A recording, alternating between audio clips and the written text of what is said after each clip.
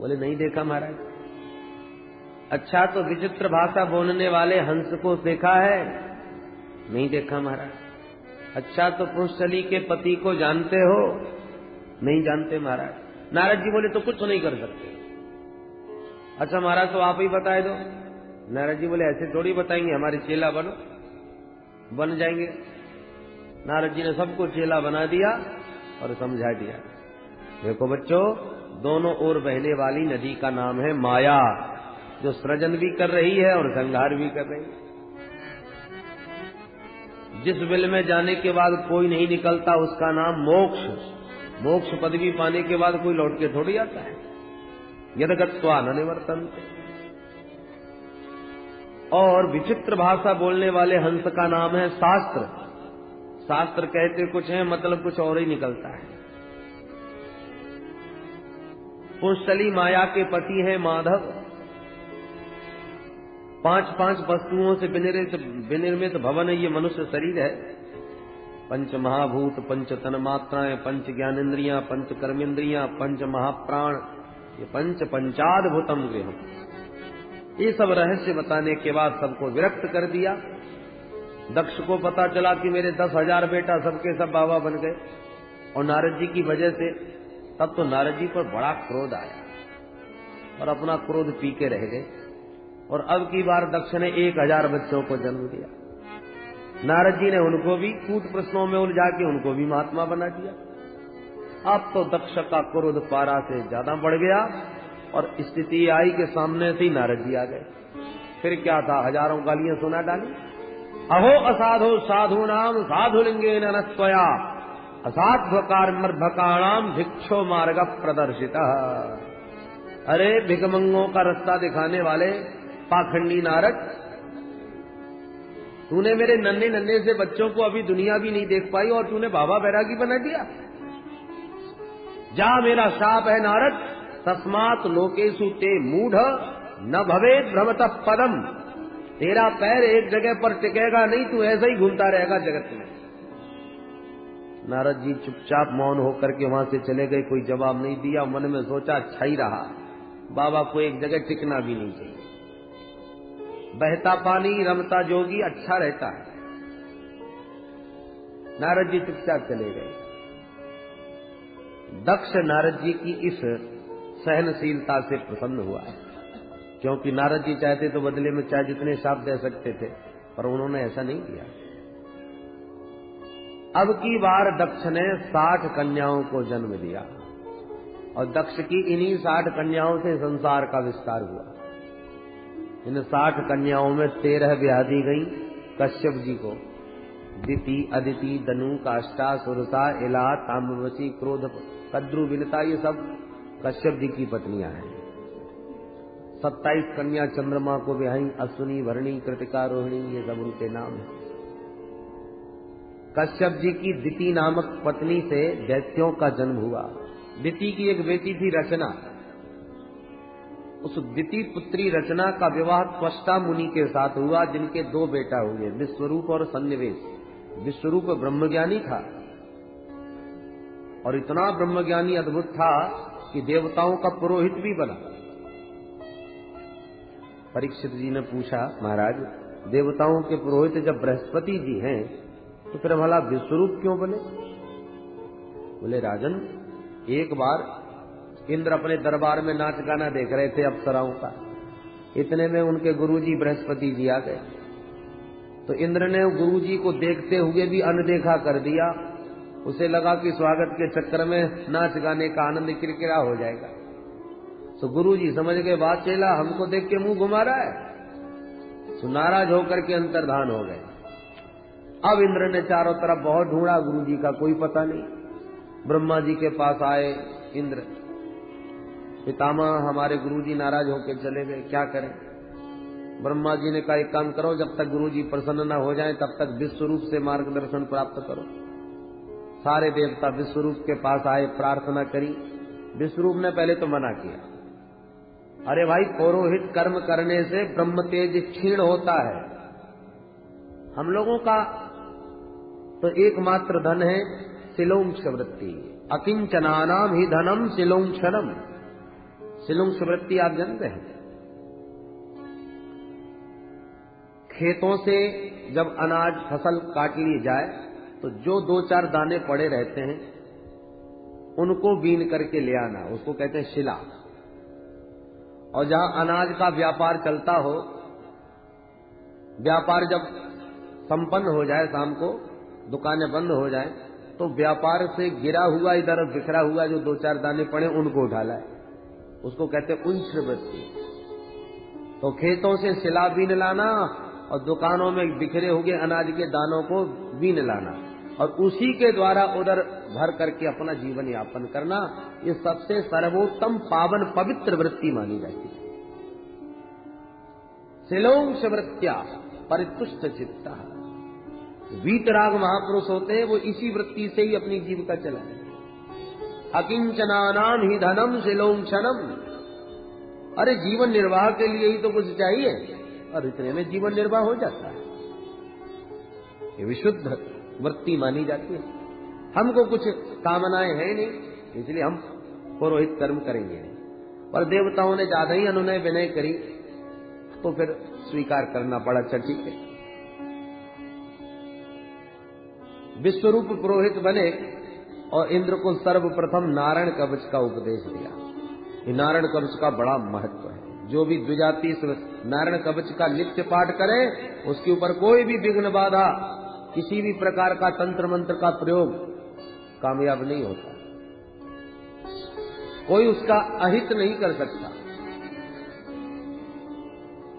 एक बार कौशिक नाम के मुनि इस नारायण कवच का नित्य पाठ किया करते थे। उनका शरीर छूट गया तो चित्ररथ नाम का गंधर्व विमान पर बैठ के जा रहा था कि विमान उसका टपक गया नीचे। बालकनी ऋषियों से पूछा, महाराज मेरा विमान तो बिल्कुल ठीक है, तो गिर कैसे पड़ा?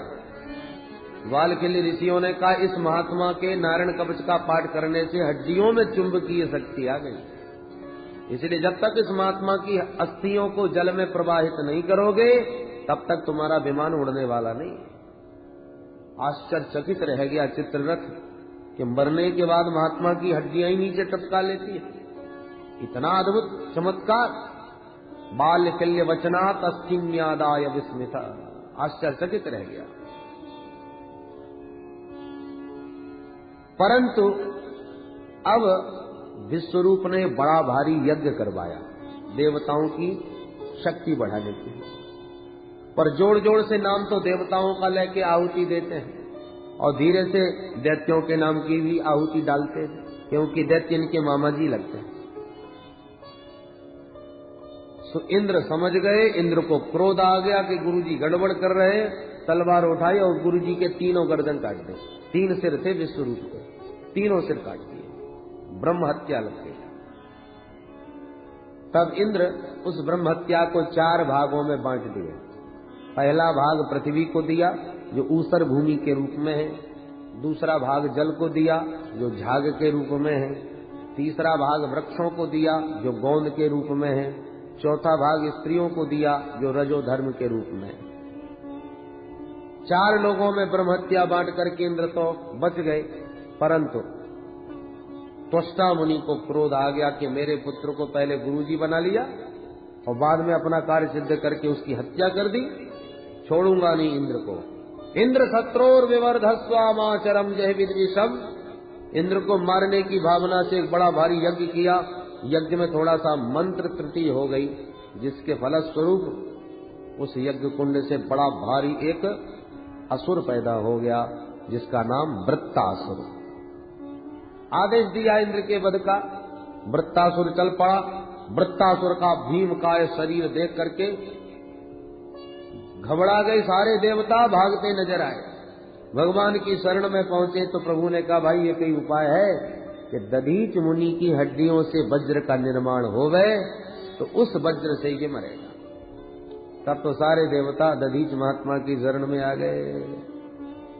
आओ आओ भाई देवताओं, कैसे आना हुआ? दधीच जी ने स्वागत किया। देवता सब हाथ जोड़कर बोले, महाराज आप जैसे संतों का तो जीवन ही परमार्थ के लिए होता है। हम आपसे आपकी हड्डियां मांगते हैं। आपका शरीर हमें दान कर दो। दधीच मुनि खूब हंसे, अरे भाई देवताओं, तुम लोगों ने मांगते समय कुछ भी विचार नहीं किया, तुम क्या मांग रहे हो, तुम्हें होश है? अरे सबसे अधिक प्रेम होता है तो अपने शरीर से, कितना देव दुर्लभ ये मनुष्य शरीर, और तुमने ऐसे ही मांग लिया जैसे कोई बात ही ना हो। हमारा साहस कैसे हो गया मांगने का? देवताओं ने कहा हमें भगवान विष्णु ने भेजा था। दधीच मुनि बोले तो साक्षात विष्णु ही आके मांगते तो ही हम उन्हें भी मना कर देते। शरीर वही कोई दान करने वाली चीज होती है? देवताओं ने कहा भगवान यदि मांगने वाला देने वाले की पीड़ा पर ध्यान देगा तो फिर मांगने की हिम्मत ही नहीं पड़ेगी, पर देने वाला भी मांगने वाली की परिस्थिति पर विचार करे तो वो मना भी नहीं करेगा। दधीच मुनि प्रसन्न हो गए। अरे देवताओं, मैं तो तुमसे थोड़ा परमार्थ का उपदेश सुनना चाहता था, इसलिए मना किया। मैं जानता हूं अच्छी तरह कि ये अनित्य शरीर है, आज नहीं तो कल शरीर तो छोड़ना पड़ता है, ये मरण धर्म है, पर मेरा शरीर तुम्हारे काम आवे, उससे समाज का देश का हित हो गए, इससे बढ़िया और क्या बात होगी। क्यों कह के महात्मा ध्यान मग्न बैठ गए, उनके शरीर में खाद्य पदार्थ लगा दिया गया, गायों ने चाटते चाटते हड्डियों के अलावा सब कुछ चाट लिया।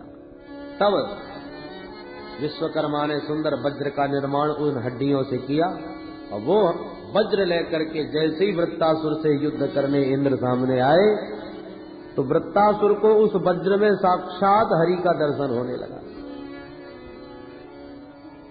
वज्र हाथ में लिए इंद्र को देख करके वृत्तासुर बोला, आज मेरा बड़ा सौभाग्य है इंद्र, जो कम से कम तू मेरे सामने आके टिका तो सही, तू भगा ही जाता है। दिष्ट्या भवान में समवस्थितो रिपुर यो ब्रह्म गुरुहा भ्रातृहा च।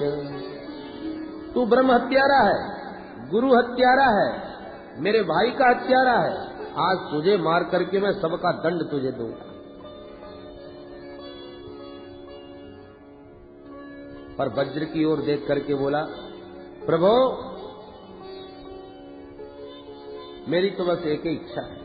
अब देखिए अचानक वृत्तासुर की भावना बदल गई, वज्र में बिहारी जी नजर आने लगे। प्रत्यक्ष हरि का दर्शन करके 4 श्लोकों में बड़ी भावपूर्ण वृत्तासुर ने स्तुति करी, और इन 4 श्लोकों में धर्म अर्थ काम मोक्ष 4 पुरुषार्थ मांगे। पर वैष्णवों का धर्म क्या है? अहम हरे तव पादैक मूल दासानुदासो भवितास्मि भूय मन स्मरेता सुपतेर्गुणास्ते गृणीत वाक् कर्म करो तुकाय। हे प्रभु, मैं आपका दास भले ही न बन सकूं, इतनी योग्यता मुझ में पात्रता नहीं, पर अहम हरे तब पादैक मूल दासानुदास। जिन महापुरुषों को आपके चरण ही एकमात्र मूलाधार जिनके बन गए हैं, आपके चरणों के अलावा जिनकी कोई गति और रति नहीं, ऐसे उन संतों का दास बन करके रहूं। दासानुदास, अपना दास न बनाइए पर अपने दासानुदास तो बना लीजिए। आप बिजली का तार पकड़ लीजिए तो भयंकर करंट लगेगा, और जिसको करंट लगा हो बड़ा भयंकर, उसका कोई पैर पकड़ ले या उसको कोई झूले तो उसको और जबरदस्त लगता है। जिसको करंट लगा हो उसको पकड़ने वाले को भी जबरदस्त करंट लगता है। उसी प्रकार परमात्मा तो हमें दिख नहीं रहे, परमात्मा तक पहुंचने की हमारी गति नहीं, तो जो परमात्मा को पकड़े बैठे हैं उन संतों को पकड़ लो, तो मैं भी उनकी कृपा का वही करंट प्राप्त होगा। भगवान के चरणों की कृपा जो संतों को प्राप्त हो रही है, ऐसे संतों के चरणों को पकड़ लो तो आपको भी निश्चित वही कृपा प्राप्त होगा। इसलिए कहता महाराज मुझे तो दासानुदास बना ले। हे अशुपते, हे प्राणनाथ, मेरी तो एक ही प्रार्थना है कि मन स्मरेता, मेरा मन सदा आपका स्मरण करे। गृणीत वाक्, मेरी ये वाणी है सदा आपकी महिमा का, गुण गणों का गायन करती रहे। और कर्म करो तो काया, इस काया से, इस शरीर से सदा आपकी सेवा का कर्म करता रहो। वैष्णवों का यही परम धर्म है। अब अर्थ कौन सा चाहिए?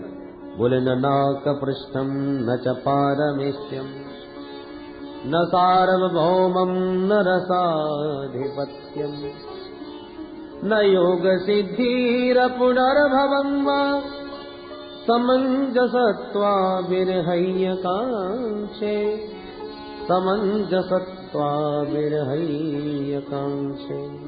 हे समंजस, निखिल सौभाग्य निधे प्रभो, मुझे न स्वर्ग चाहिए, न मोक्ष चाहिए, न सार्वभौम पदवी चाहिए, न योग सिद्धि चाहिए, तो फिर क्या चाहिए? आपका विरह चाहिए, आपका स्मरण चाहिए। आपकी स्मृतियों के खजाने में ही मैं मस्त रहना चाहता हूं, सदा आपको याद करता रहूं। और वैष्णवों का खजाना एक ही है, भगवान की स्मृति। विपत विस्मरणम विष्णु संपन्नारायण स्मृति। भगवान की स्मृति ही वैष्णवों की परम संपत्ति है। यही उनका अर्थ है। धर्म, अर्थ, काम। इच्छा क्या है, कामना क्या है? बोले प्रभु आपको ऐसे याद करूं जैसे, 3 दृष्टांत दिए। अजात पक्षा इव मातरंखगा स्तन्यम यथा वत्सतरा क्षुधार्ता प्रियं प्रियैव विश्रुतं विषन्ना मनोरविंदाक्ष दर्शते त्वाम्। हे अरविंदाक्ष, कितने सुंदर सुंदर संबोधन कर रहा है। हे कमल नयन प्रभो, जैसे पंख रहित नन्हा सा पक्षी का बच्चा, अभी पंख निकले ही नहीं बेचारे के, अब वो घोंसले में बैठा बैठा जैसे उल्लू बिल्ली आदि के भय से अपनी माँ को याद करता रहता है। चिड़िया उड़ जाए तो बच्चा अपने को असुरक्षित अनुभव करता है, डरा हुआ रहता है कि कब मेरी माँ आ जाए, कब मेरी माँ आ जाए। और जहां माँ के आने की आहट सुनता है तो बड़ी जोर से चिल्लाने लगता है माँ के आगमन पर। तो जैसे वो निरंतर अपनी माँ का चिंतन करता है, ऐसे ही मैं आपका चिंतन करूं। भगवान बोले ये स्वार्थ का चिंतन है, डर लग रहा है इसलिए माँ को याद कर रहा है। तो दूसरा दृष्टांत दिया, स्तन्यम यथा वत्सतरा क्षुधार्ता। जब वन में घास चरने के लिए गई हुई गौ माता का जैसे घर में नन्हा सा बछड़ा स्मरण करता रहता है। स्तन्यम माने जो माँ के दूध पर ही निर्भर है, अभी बाहर की वस्तुओं को नहीं खाता। वह क्षुधातुर वृषभ, नन्हा सा बछड़ा, भूख में विकल, जहां सूर्यास्त होते देखा कि माँ के आगमन का समय हो गया, ये जानकर के रमाने लगता है, रस्सी तोड़ने की चेष्टा करता है, छटपटाने लगता है माँ से मिलने के लिए। वत्सतरा क्षुधार्ता, ऐसी मैं छटपटाऊं आपसे मिलने को। भगवान बोले यहाँ पर भी स्वार्थ, ये भूख का भजन हो रहा है। गौ माता आकर के जब चकाचक दूध पिला देती है, फिर वो तड़फ नहीं रह जाती बछड़े में। तब तीसरा दृष्टांत देता है, प्रियम प्रियैव विश्रुतं विषण्णा। जैसे परदेश गए हुए प्रियतम का उसकी प्रिया घर में बैठी बैठी प्रतिपल स्मरण करती है, ध्यान करती है। एक कन्या का विवाह हुआ, पढ़ी लिखी बिल्कुल नहीं, कुछ ही दिनों में उसकी अत्यंत रति अपने पति से हो गई। पर जब कुछ दिनों के बाद पति परदेश जाने लगे तो बेचारी रोने लगी, घबराने लगी। पतिदेव ने कहा देवी चिंता न करो, मैं मात्र 10 दिन के लिए जा रहा हूं, 10 दिन बाद लौट आऊंगा। वो देवी बोली महाराज जी 10 दिन कितने होते हैं? वो बिल्कुल भी पढ़ी लिखी नहीं। पति को लगा अब कैसे समझाऊं इसे, तो उसने दीवार पर 10 लाइन खींच दी। देखो सवेरे उठते ही 1 लाइन मिटा दिया करो, और जिस दिन ये सारी लाइनें मिट जाएंगी उसी दिन मैं आ जाऊंगा। उस भोली वाली को ये समझ में बात आ गई। पतिदेव लाइन खींच के चले गए। अब बेचारी जगते ही सबसे पहले दौड़ के वो लाइन मिटाती है और प्रसन्न हो जाती है, इतनी लाइन कम हो गई, आज ये लाइन कम हो गई, बस अब 2 लाइन और बची है। तो ज्यों ज्यों लाइनें कम होती जाती हैं क्यों तो उसकी उमंग बढ़ती जाती है मिलने की, और जब एक लाइन बची तब तो उसका धैर्य ही खोने लगा, और जिस दिन उसने अंतिम लाइन को मिटाया उस दिन तो उसका एक एक पल काटना मुश्किल हो गया, जहां आहट होती है कि भागती है दरवाजे की ओर। तो जैसे प्रतिपल उसकी एक विकलता बढ़ती जाती है अपने प्रियतम से मिलने की, ऐसे ही प्रतिक्षण प्रतिपल मैं आपसे मिलने के लिए लालायित रहूं। प्रियम प्रियैव विश्रुतम विषण्णा मनोरविंदाक्ष दृदक्षते त्वाम। ऐसी आपसे मिलने, आपको देखने की उत्कंठा मेरे मन में जगे। भगवान को ये दृष्टांत उपयुक्त लगा। वैष्णवों का यही कामना, यही इच्छाएं होती हैं। अब अंतिम पुरुषार्थ मोक्ष। वृत्तासुर कहता है जन्म मरण छूट जाए ऐसा मोक्ष मुझे नहीं चाहिए। मैं तो कहता हूं कर्मानुसार चाहे जितने मेरे जन्म हो, चाहे जितनी बार मरूं, उसकी चिंता नहीं है। तो फिर क्या चाहते हो? बोले ममोत्तम श्लोक जनेषु संख्यम, ममोत्तम श्लोक जनेषु सख्यम, संसार चक्रे भ्रमतः स्वकर्मभि, तन्माययात्मात्मज धारगे, स्वासक्त चित्तस्य नाथ भूयात्। जन्म मरण चाहे जितने हो, पर हर जन्म में उत्तम श्लोक जनेषु सख्यम, जिनकी आपके चरणों में अत्यंत रति प्रीति है, ऐसे आपके रसिक भक्तों का हर जन्म में संग मिलता रहे, उन्हीं का सानिध्य मिलता रहे। आपकी माया में मोहित चित्त वाले, संसार के स्त्री पुत्रादिकों में रति करने वाले संसारियों का संग कभी न मिलेगा। बस यही मेरी मुक्ति है, यही हमारा मोक्ष है। वृत्तासुर ने इस प्रकार बड़ा भावपूर्ण स्तवन किया, गदगद हो गए इंद्र तो सुन के। अहो दानव सिद्धोसी यस्य ते मतिरीदृशी। दानवराज तुम तो सचमुच धन्य हो जो रणभूमि में ऐसे पावन विचार तुम्हारे बने हुए। और अचानक वृत्तासुर का आसुरी भाव जागृत हो गया। इंद्र सावधान, मेरे प्रहार को स्वीकार करो। और इंद्र को सावधान करके घुमा करके एक मुक्का हाथी के माथे पर जड़ दिया। हाथी मूर्छित होकर गिर पड़ा, इंद्र के हाथ का वज्र छूट गया। अब इंद्र को वज्र उठाने में बड़ी शर्म लगे। वृत्तासुर खड़े होकर के कहता है, अरे इंद्र चुपचाप वज्र उठा लो, क्योंकि इसके बिना मैं मरने वाला नहीं हूं। ऐसी धर्मनिष्ठा देख करके इंद्र बड़े लज्जित हुए और अंत में वज्र उठा ही लिया। हाथी पर हाथ फेर करके स्वस्थ किया, पुनः सावधान हुए युद्ध के लिए। दोबारा प्रहार करने के लिए वृत्तासुर बढ़ा तो अपने वज्र से तुरंत वृत्तासुर का हाथ काट दिया। दूसरी भुजा का मुष्टिका प्रहार करने लगा तो दूसरी भुजा को भी काट दिया। अब तो दोनों हाथों से रह तो बड़ा विकराल लगने लगा। अब की बार वृत्तासुर मुंह फाड़ के पूरे वेग से दौड़ा और जब तक इंद्र कुछ कर पाते तब तक मुंह में धर के इंद्र को ही गटक गया। देवताओं में हाहाकार मच गया, अरे ये तो इंद्र का ही नाश्ता कर गया। पर वृत्तासुर के पेट में इंद्र, चूंकि वज्र हाथ में था, नारायण कवच का बल था, इसलिए मरे नहीं और पेट में जाकर के उसकी कुक्षी का भेदन करने लगे, उसका पेट फाड़ने लगे वज्र से। फाड़ते फाड़ते 1 साल के बाद पेट फाड़ के बाहर निकल पाए, तब वृत्तासुर का अंत हुआ। बोल वृंदावन बिहारी लाल की।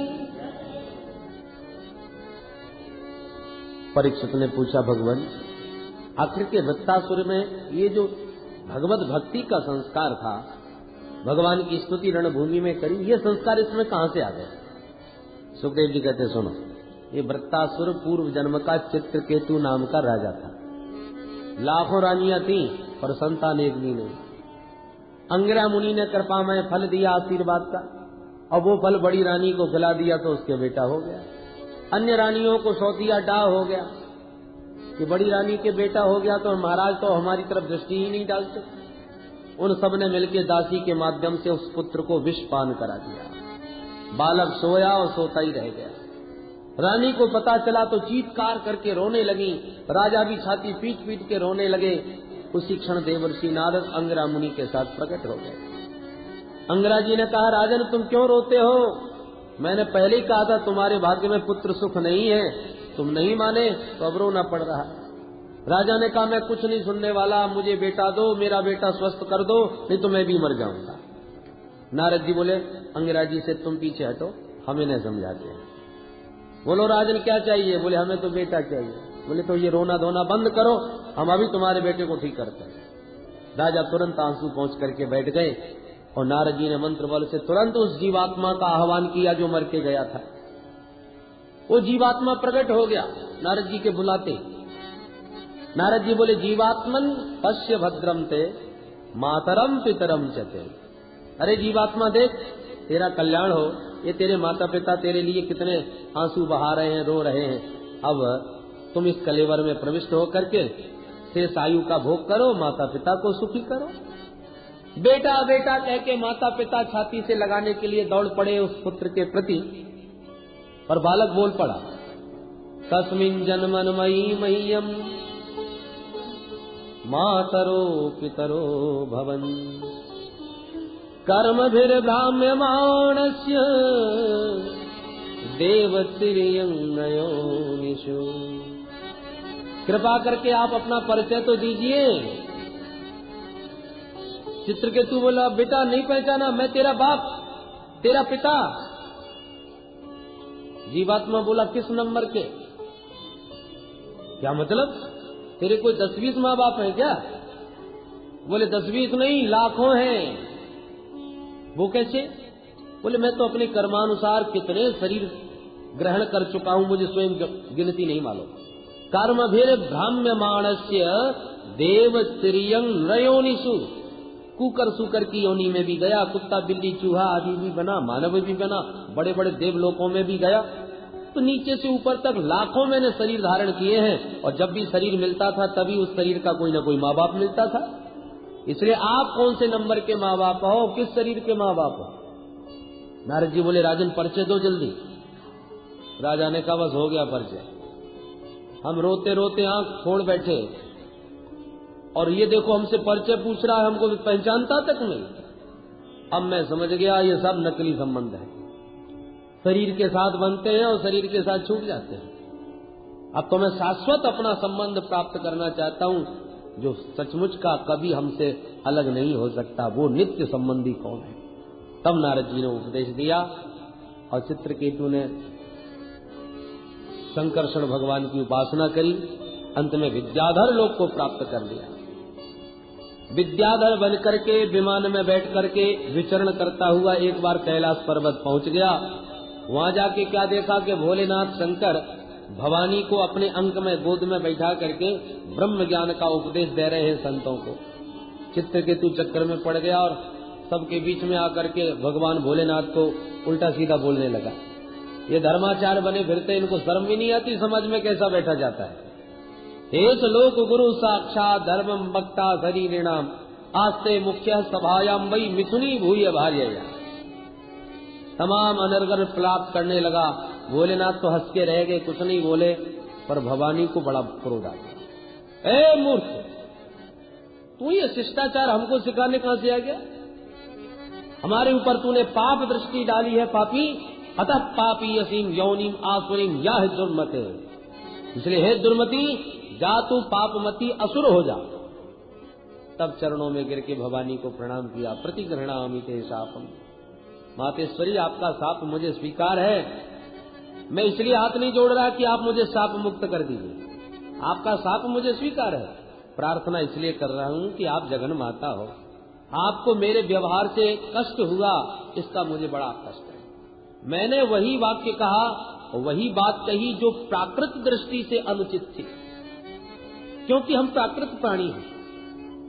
मुझे जो अनुचित लगा वो मैंने कह दिया, पर मेरी वाणी से आपको कष्ट पहुंचा, इसलिए क्षमा चाहता हूं। पार्वती जी इसके स्वभाव से प्रसन्न हो गई और बोली भैया मेरा शाप तो मिथ्या हो नहीं सकता, तू असुर जरूर बनेगा, पर भगवत भक्ति असुर देह में भी बनी रहेगी, ये मेरा आशीर्वाद है। वही चित्रकेतु माता भवानी के शाप, वही चित्रकेतु भवानी के शाप से वृत्तासुर बना, और इसलिए इसने भगवान की रणभूमि में भी दिव्य स्तुति करी, और आज वज्र के द्वारा इसका उद्धार हो गया। बोल भक्त वत्सल भगवान की। दिति के 49 बेटे ऐसे भी होंगे जो देवताओं में गिने गए। ये वायु के ही विविध रूप हैं।